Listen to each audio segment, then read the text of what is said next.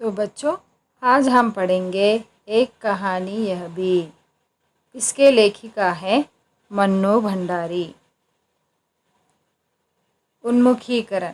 नारी में अनेक गुणों का समन्वय है। उसमें प्राकृतिक अनुराग है, सौंदर्यानुभूति है, संवेदना है और साथ ही साहस भी है। वेदों में भी नारी की प्रशस्ति गाई गई है और इस तरह यह सिद्ध होता है कि नारी ही दिव्य स्वरूपिणी है। पुराने काल में नारी को बहुत ही सम्मान दिया गया है और इसी विषय पर आज हम इस पाठ के दौरान जानेंगे। इस पाठ का उद्देश्य छात्रों को लेखन की विविध शैलियों से परिचित कराते हुए आत्मकथा लेखन विधा का ज्ञान कराना। आत्मकथा मतलब ऑटोबायोग्राफी, अपने बारे में लिखना, उसकी भाषा शैली से अवगत कराना और उन्हें आत्मकथा लेखन की प्रेरणा देना इस पाठ का मुख्य उद्देश्य है। इस पाठ का विधा विशेष। आत्मकथा का अर्थ है अपनी कहानी।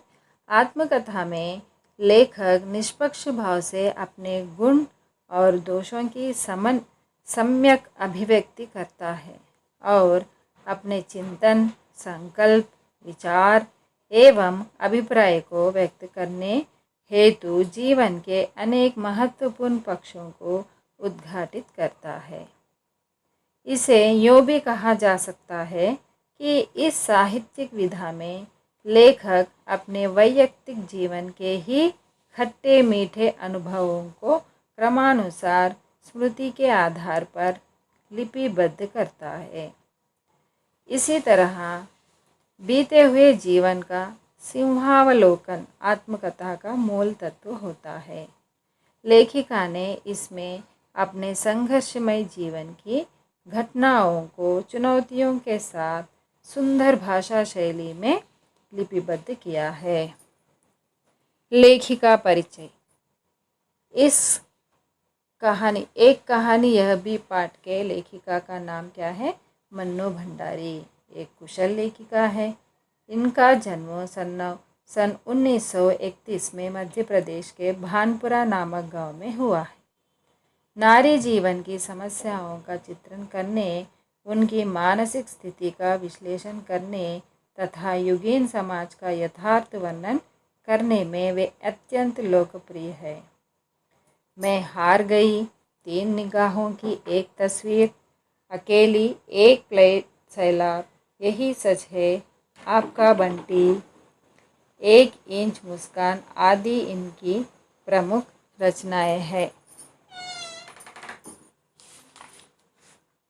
विषय प्रवेश। इस पाठ का विषय प्रवेश। शीला अग्रवाल ने साहित्य का दायरा ही नहीं बढ़ाया था, बल्कि घर की 4 दीवार के बीच बैठकर देश की स्थितियों को जानने समझने का जो सिलसिला पिताजी ने शुरू किया था, उन्होंने वहाँ से खींचकर उसे भी स्थितियों की सक्रिय भागीदारी में बदल दिया।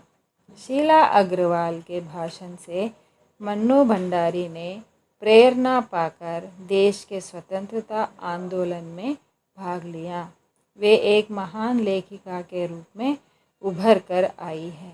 आइए उस महान लेखिका के बारे में हम जानेंगे।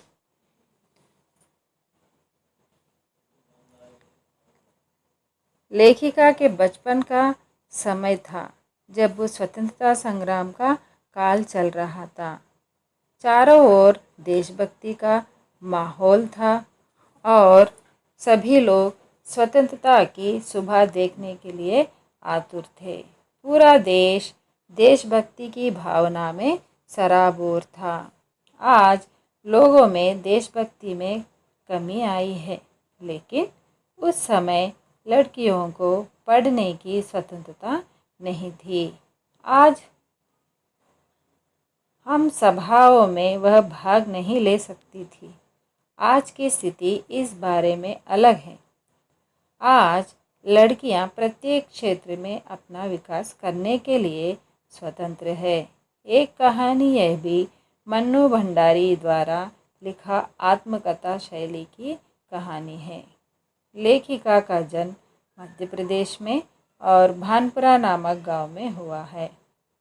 उनके माता पिता कुछ दिनों बाद अजमेर आ गए।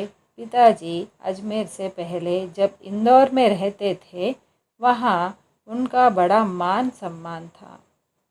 विद्यार्थियों को अपने घर में पढ़ाया भी करते थे।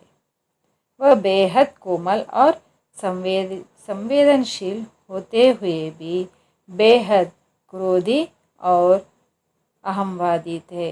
अहंवादी मतलब अहंकारी। इस कारण लेखिका हमेशा उनसे डरी डरी रहती थी। उनके परिवार को आर्थिक संघर्ष करना पड़ा।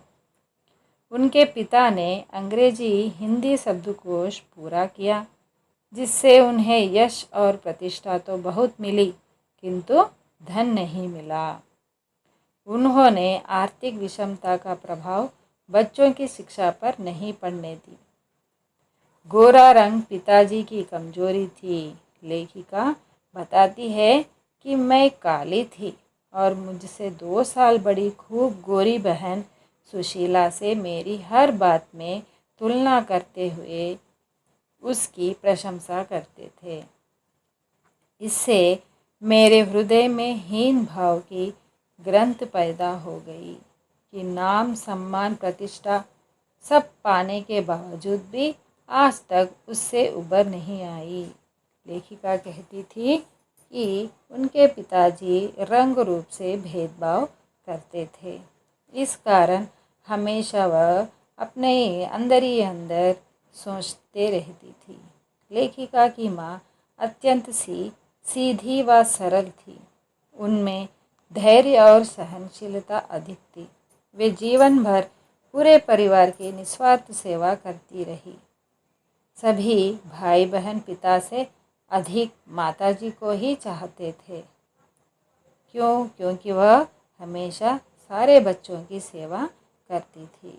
लेखिका का मानना है कि पड़ोस कल्चर हमारे व्यक्तित्व पर सर्वाधिक प्रभाव डालता है।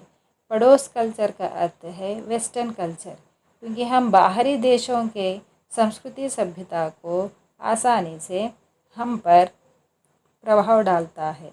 इसीलिए आजकल के सभी लोग पड़ोस कल्चर को ज़्यादातर अपना रहे हैं। उनके ज़माने में उसका पड़ोस कल्चर बहुत अच्छा था। वे रोज़ पड़ोस में बिना भय के खेल सकते थे। उस समय महानगरों के फ्लैट कल्चर जैसा नहीं था। फ्लैट कल्चर मतलब अपार्टमेंट्स जैसा कल्चर नहीं था कि एक जगह रहते हुए भी लोग एक दूसरे को नहीं पहचानते थे। लेखिका के घर में राजनीतिक पार्टियों पर बहस होती रहती थी। इस कारण लेखिका को शहीदों की कहानियों को सुनने का मौका मिला और वे उनके कारनामों से बड़ी प्रभावित हुई। कॉलेज के प्राध्यापक शीला अग्रवाल ने लेखिका का साहित्य में प्रवेश करवाया।